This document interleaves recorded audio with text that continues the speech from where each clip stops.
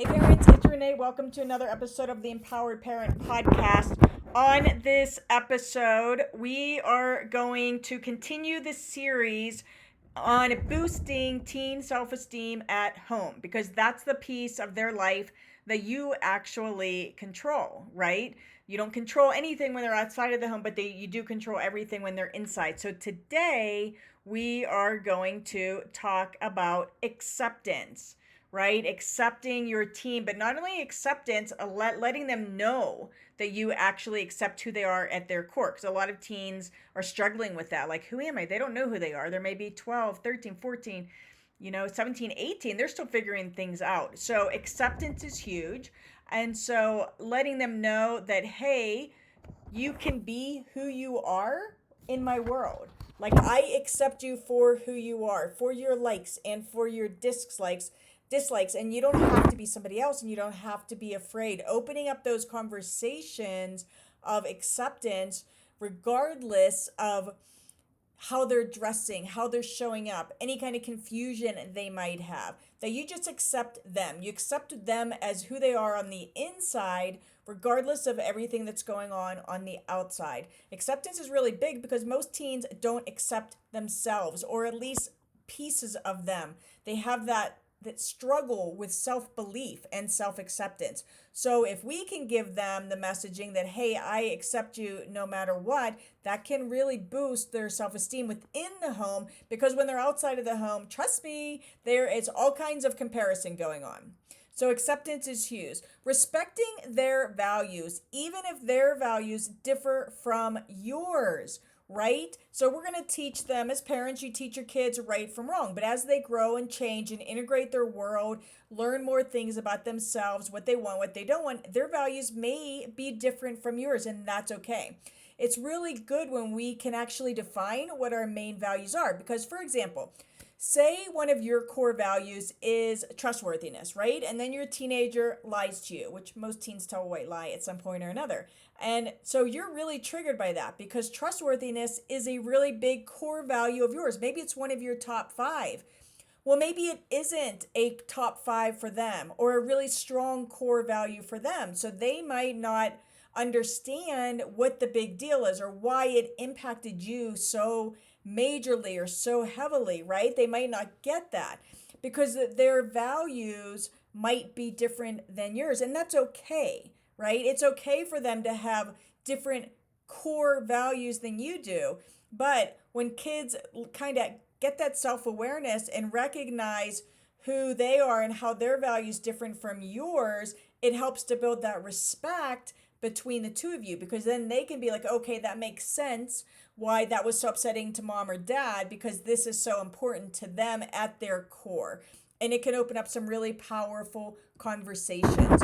So recognizing and accepting and respecting that their values may be different than yours can really go a long way in boosting their self-esteem, and also, again, giving them the message that you believe in them, that you accept them. Another one is allowing them to make mistakes. I've done full podcasts on this, allowing your teenagers to fail, find and achieve important lessons. We want our kids to make mistakes when they're in the safety of our home. Some teenagers don't have the message that it's okay to make mistakes. Some teens are by nature more of a perfectionist, right? We have 3 kids. One of ours very much is that perfectionist. So she thought it was nuts when I used to say, if you get a C, you get a C, Cal. It's okay. It's not the end of the world, right? And she's like, you're not normal, because for her, getting a C is like a fail, right? But it's not. And so teaching your kids that it's okay to, quote, fail, whatever that looks like, and that finding and achieving important lessons is the ultimate goal. That's how we learn and grow, from mistakes, right? But again, a lot of teenagers don't know that they're allowed to make mistakes. They don't feel that they're allowed to fail. And maybe something happened in the past where they did something and it just didn't end well and they got in trouble. No, we don't want our kids to go off the rails and make mistakes that are going to be really detrimental to their lives, of course. But I'm talking typical teen mistakes. They're going to make mistakes with friends. They're going to make mistakes with you guys. They're going to make mistakes within the families. They're probably going to make mistakes in school. Like, they're going to make mistakes. That is life. And we want that to happen within the safe confines of our home. So giving them that message that even if you make a mistake, even if you fail a class, no matter what, I'm still going to love you. I accept you, and we're just going to learn and grow. And what is the opportunity here? So allowing them to make mistakes and knowing that you are their soft place to fall gives them that message in that safety zone of I do accept you, right? So acceptance. It is huge in boosting and bolstering teen self-esteem within the home. Again, that's the piece that you control.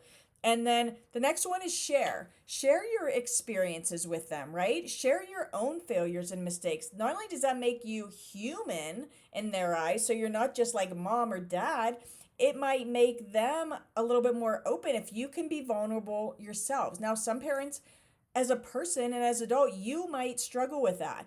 And then that's something for you to try to kind of figure out and work through to whatever extent you are comfortable with. But when we can share our own mistakes, our own experience, how we fell, how we got back up, how we were resilient, and how no matter what mistakes they make, and no matter how that looks, that you are still going to accept them. And by sharing those experiences, by sharing your vulnerabilities, they might come to see you as more than just mom or dad. And no, we don't want to be friends with our teenagers, right? There's a time for that when they get older, but still having them kind of see us a little bit more as someone they can talk to and someone that's been there, done that, and without us actually saying the words, I've been there, I've done that. Kids don't really want to hear that. You can like share it through stories if you're comfortable with that. So sharing some of your own experiences can go a long way in helping them to feel comfortable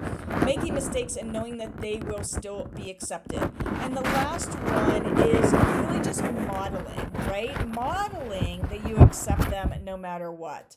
Telling them, showing them that, hey, I still love you. Yeah, you got to see. Yeah, you did this. Still love you no matter what. Like our son is a perfect example. He's 23 now, but he put us through the ringer when he was like 17, 18 years old.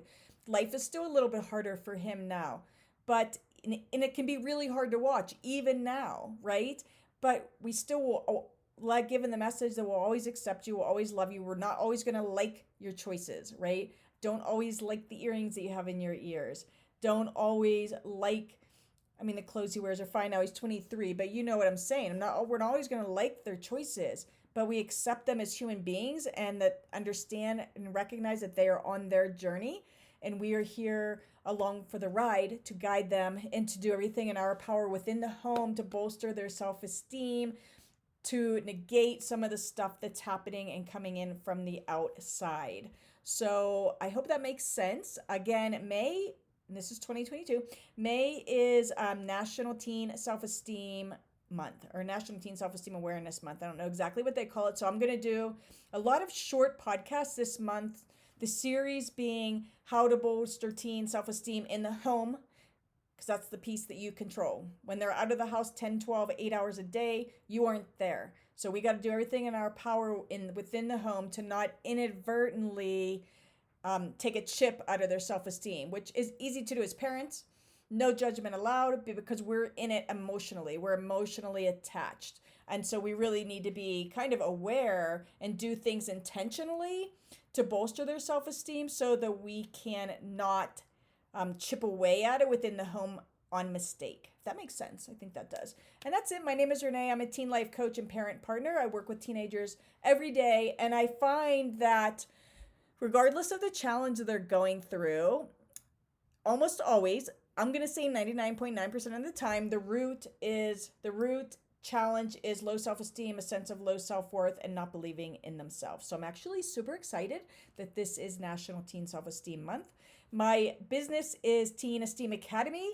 It's one-on-one coaching, and I'm getting ready to launch a group coaching program soon.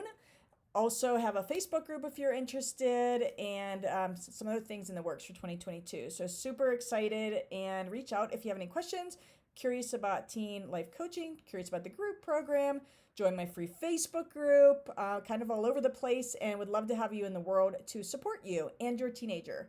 And that is it. I will see you next time. Bye.